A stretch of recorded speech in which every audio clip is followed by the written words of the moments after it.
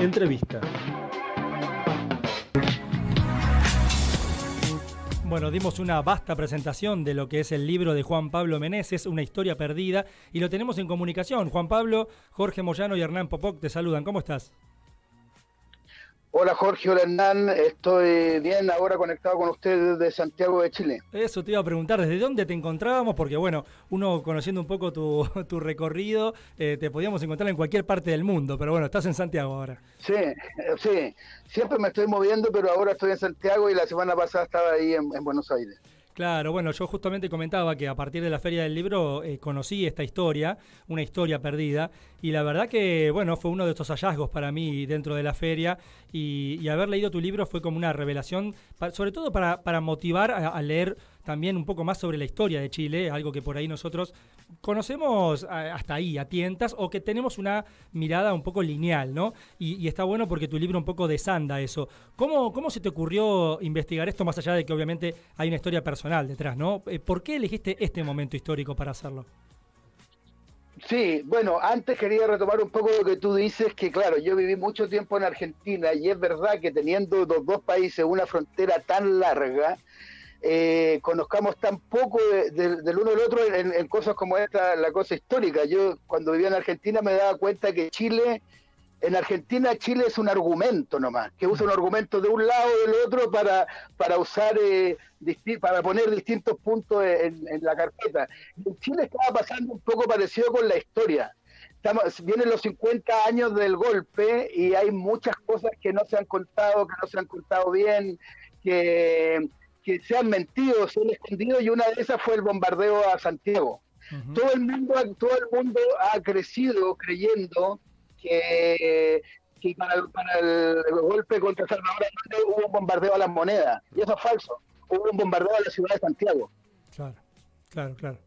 Es así. Se bombardearon distintos lugares. Uh-huh. Sí, pero no fueron, fueron objetivos casi para atormentar a la sociedad civil, más que puntualmente al propósito, político-militar que había detrás. Claro, y de ahí precisamente nace la novela. La novela nace de un hecho que me tocó vivir a mí. Yo era un niño que vivía en un barrio residencial, que vivía a una cuadra de un hospital, y de repente aparecen unos bombarderos tirando bombas al hospital y de la propia Fuerza Aérea, y esa historia nunca se contó y la estoy contando yo ahora. Ahora es increíble, ¿no? Porque uno piensa, a la distancia y obviamente no viviéndolo en primera persona como te sucedió, qué difícil tapar algo que sucede ante la vista de todos. Porque es como para el equivalente a nosotros, y seguramente vos entenderás de qué hablamos, es como si hubieran bombardeado el hospital de clínicas, para los que vivimos en la ciudad de Buenos Aires. Es algo, imposible de ver, de no ver. Pero, bueno, la historia oficial evidentemente ha tapado esto. ¿Por qué crees que sea debido? Hay múltiples factores, pero ¿por qué crees puntualmente que esto ha sido así a lo largo de los años? Mira, lo que pasa es que los militares que siguieron en Chile muy presentes, incluso hasta después del regreso a la democracia, siempre instalaron la idea de que había sido un golpe de Estado perfecto, una operación militar impecable, donde no había fallado nada, donde no habían muerto inocentes, nada. Entonces, en ese relato oficial, que un piloto se haya dado vuelta, haya atacado el propio hospital, termina siendo un contrarrelato del que no le interesaba transmitir. Sí, totalmente. Juan Pablo, ¿cómo te va? Hernán te habla, ¿cómo estás? Hola Hernán, muy bien, la verdad que gracias. Me pone muy contento porque después de conocer en su momento a Patricio Guzmán, yo tengo la suerte de cubrir la parte del cine, y si hay una parte muy rica, si hay una parte muy rica, la verdad que la cultura chilena, tanto el cine como la música, han demostrado, pero con creces, que tienen un montón. Víctor Jara, ya de por sí hablar de un músico genial, y todas esas personas que han quedado, que nos han dado y que nos han brindado un calor. Y una vez que tuve la posibilidad de entrevistarlo a Patricio, él me dijo que, yo le preguntaba, Patricio, de toda esa generación a la que vos suscribís, siendo tan chico, ¿no? Esa gente que tuvo que sufrir, que padecer, ¿no? Y yo le preguntaba a él, ¿cómo es que todavía el pueblo chileno sigue creciendo y sigue añorando todos esos momentos lindos que han tenido, ¿no? como de justicia social, de igualdad, de cosas que hoy en día parecen, cuando te hablan desde la derecha, ¿no? De que a vos te tienen que cercenar ciertas cosas, o que vos no podés pertenecer si a vos no te dan un voucher, o tenés un presidente como Piñera, como tuvieron, y nosotros hemos tenido como uno, que no lo voy a nombrar porque en realidad tampoco es tan trascendente para la historia de nuestros países, ¿no? Sí. Tan ricos. ¿Qué posibilidad tenés vos a través de la escritura? A mí esa es mi pregunta. ¿Qué posibilidad tan rica tenés vos a través de tu escritura de poder plasmar esto? Sí, mira, a mí me pasó con esta historia que yo viví y que se ocultó, que sentí, pero lo sentí realmente, lo sentí casi de una manera física, que si yo no contaba esta historia iba a desaparecer. Uh-huh. Y estaría desapareciendo una historia muy heavy, porque es que un avión de la Fuerza Aérea bombardee el hospital de la propia Fuerza Aérea. Entonces resulta que, claro, a nosotros se nos ha intentado transmitir siempre una historia totalmente más homogénea. ¿Cuál es el problema que hay muchas veces con los discursos oficiales? El discurso en Chile muchas veces se ha intentado instalar un discurso homogéneo del golpe de Estado. Hay un discurso hegemónico que es, acá pasó esto, y entonces todos se han adaptado a ese relato que instalaron los propios militares. Pero ese relato no es cierto. La historia que nos contaron no es la real. Nos han mentido 50 años, lo digo desde el punto de vista narrativo, como autor. Entonces, claro, de repente aparece Patricio Guzmán mostrándonos un Chile, tiene unos documentales espectaculares, que nunca en Chile lo habían dado por pantalla abierta. Lo dieron en pantalla abierta hace un par de años en un canal que después de eso quebró porque los auspiciadores le quitaron los auspicios por haber salido al aire. Sí. Entonces, en ese escenario donde acaba de ganar el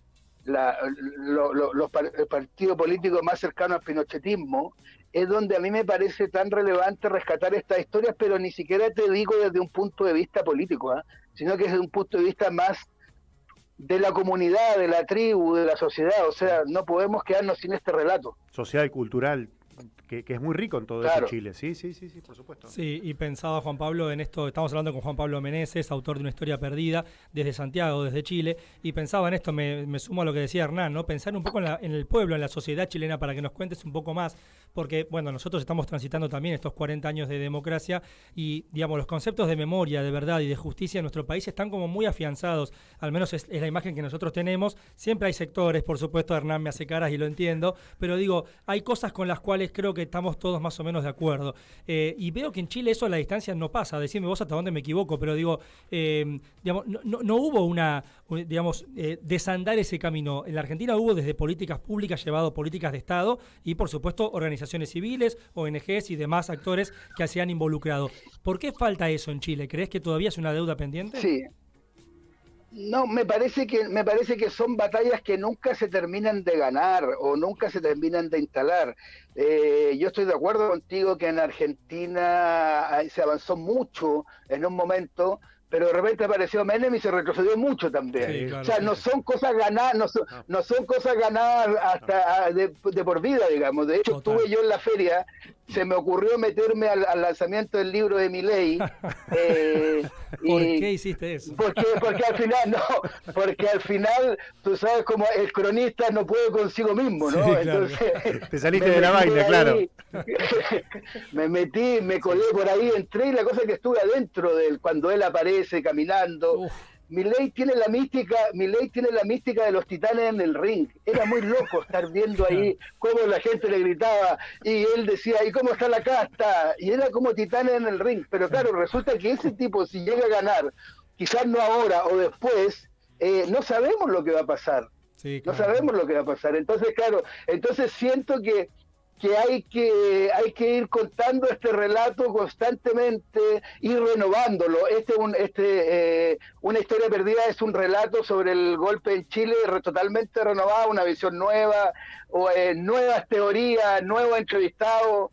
Pero, o sea, yo creo que lo que no hay que hacer es repetir siempre la misma tecla. Totalmente, y además le cuento a las oyentes que están del otro lado, que el trabajo de reconstrucción que hace Juan Pablo es muy importante, pero además me pasaba esto, digo, las fuentes a las que tuviste que consultar no abundaban, entonces digo, qué poca literatura sobre el tema, qué poco para revisar, ¿no? Qué mucho por construir, así que la verdad que ha sido un trabajo, me parece que titánico y en muy poco tiempo, ¿no?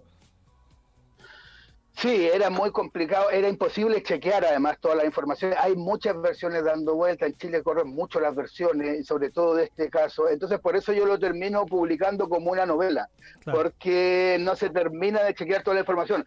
Pero yo hice un reporteo, o sea, yo siempre digo, pasé de la crónica literaria a la literatura crónica, porque tiene mucho reporteo y es muy loco, porque de repente te dice la gente, oye, otra vez de la dictadura. Claro. Entonces tú le dices, a ver, ¿cuántas novelas hay de la dictadura? Y no son tantas. Sí, claro. Pero se ha transmitido ese tema de otra vez. Es como decir, otra vez una canción de amor. O sea, es como muy raro, ¿no? Sí, es como otra vez. Yo lo que siento en este libro, y me di cuenta con la investigación que hice, que la historia ha estado mal contada. Chile ha vivido equivocado en torno al bombardeo. Y siento que ahora que se cumplen los 50 años podría ser una oportunidad de darlo vuelta. Ahora, no sé si pase, porque como decía, está muy instalada este relato hegemónico que todos aceptan. Entonces, por ejemplo, en la última Feria del Libro, la ciudad invitada era Santiago de Chile, la ciudad que yo digo que cómo se bombardeó, y resulta que mi libro estaba destacado en el stand de Planeta Argentina, en el sector de Tusqueta Argentina, y no se permitió ponerlo en el stand de Santiago de Chile. Exactamente, sí. Me pasó a ver esa curiosidad. Totalmente nada inocente, por supuesto. Claro, sí, por eso. A mí lo que me gusta es que siempre hay como una canción, ¿no?, que nos hermana a todos. Hay un tema de Lito Nevia, seguramente habrás escuchado, que dice que si la historia la escriben los que ganan, quiere decir que hay otra historia. Quien quiera oír, que oiga.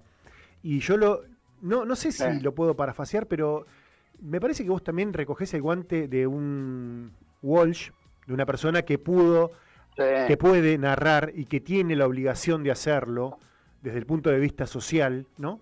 De decir, mirá, acá nos contaron una cosa, pero acá sucedió otra, como pasó, seguramente habrás leído Operación Masacre, y te habrás sentido, claro, identificado. Y lo enseño también. Me parece que, mirá, sin conocernos, que creo que tenemos muchos más puentes en común, porque en realidad cuando vos tratás de narrar algo, tratás de ser más específico y de ser muy puntilloso. Yo creo que sos una persona así, una persona que necesita plasmarlo.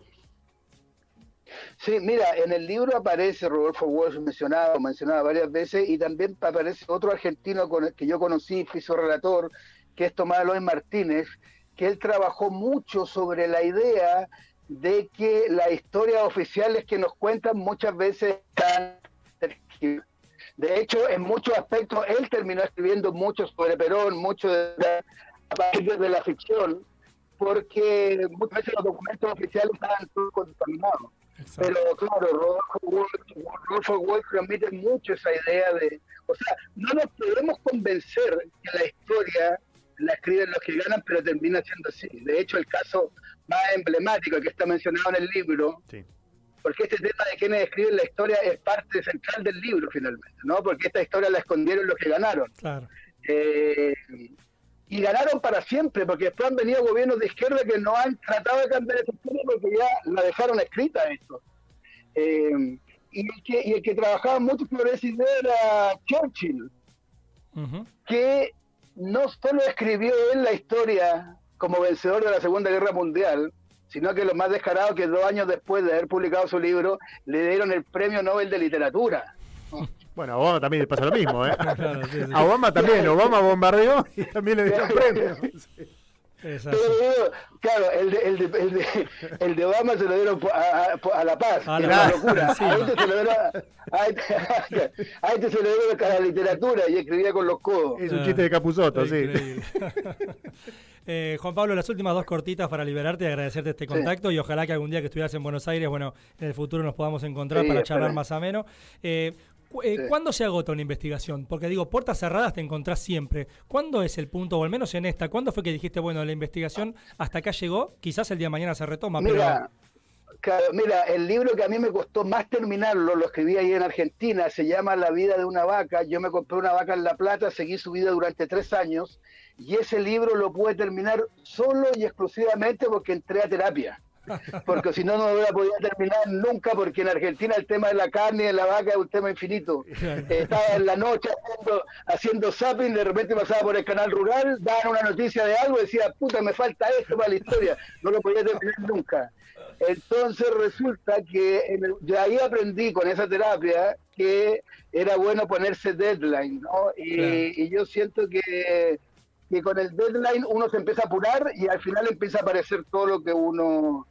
A veces no se respetan las fechas, no se respetan las líneas que uno se pone, pero sí hay que ponerse algunos marcos dentro de los cuales uno puede ir terminando, ¿no? En este caso, por ejemplo, cuando llegan los testimonios que uno haga, se empiezan a repetir.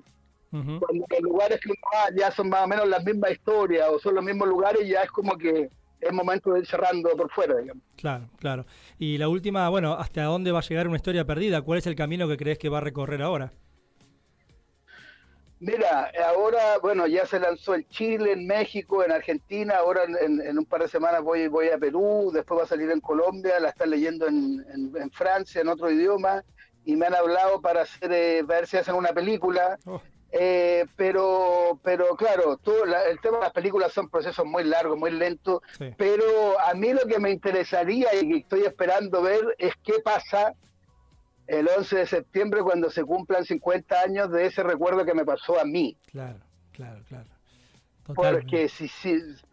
Porque ahí yo creo que vamos a ver, mira, pasó una cosa hace una semana, mientras yo estaba en la Feria del Libro de Buenos Aires, me empezaron a llegar muchas noticias que me enviaban amigos, conocidos o desconocidos, que era que en distintas ciudades de Chile empezaron a desmontar desde algunas plazas públicas los aviones que habían bombardeado Santiago. Hasta el día de hoy estaban puestos en distintas ciudades como una especie de trofeo, sí, de homenaje. Pero nadie lo había quizás puesto el dedo en, oye, que esto es medio raro, ¿no? Me parece que esto es un poco raro. Sí, claro. Y entonces lo empezaron a sacar ahora y me llegaron tantos links que en algún momento dije, quizás una historia perdida tiene algo que ver con esto también, ¿no? Seguro. Juan Pablo Meneses. No solo con la cosa editorial, digamos. Claro, obviamente. No, hay un proceso de invisibilización que es este asombroso, al menos de los que vemos desde acá, pero es preocupante, sí, obviamente, ¿no? Desde ya.